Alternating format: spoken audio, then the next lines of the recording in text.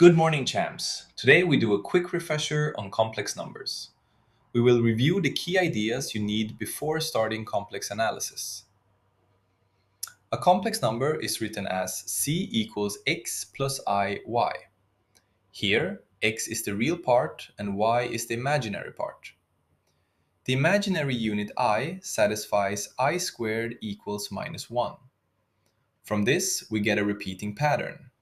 I to the power 1 is I squared is minus 1, I cubed is minus I to the fourth is 1, and then the cycle repeats every 4 powers.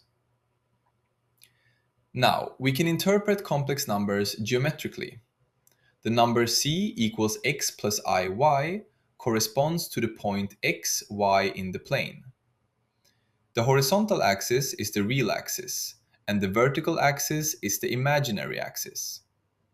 So a complex number is not just a number, but also a point or a vector.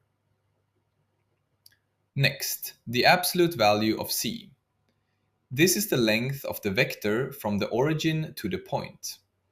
It is given by the square root of x squared plus y squared. So it measures the distance from the origin. Now, the complex conjugate. The conjugate of c is written as c bar, and it equals x minus iy. So the real part stays the same, and the imaginary part changes sign. Geometrically, this is a reflection across the real axis. Now, an important identity. If we multiply c with its conjugate, we get x squared plus y squared. This is exactly the absolute value squared. From this, we get a very useful formula.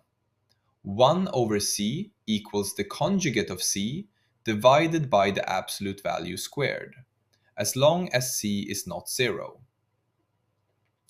Next, another way to describe complex numbers. Instead of x and y, we can use length and angle. We write c as r times cosine phi plus I sine phi. Here, r is the length and phi is the angle with the real axis. This is called the polar form. Now comes one of the most important formulas, Euler's formula. It tells us that e to the power I phi equals cosine phi plus I sine phi. So we can write complex numbers as c equals r times e to the I phi. This is the exponential form. And this form is extremely powerful. For example, when we multiply two complex numbers, their lengths multiply and their angles add. So multiplication becomes very simple. To summarize, a complex number can be written in different ways, as x plus iy, as a point in the plane, in polar form, or in exponential form. And switching between these representations is what makes complex analysis so powerful. With this refresher, we are ready to start the series.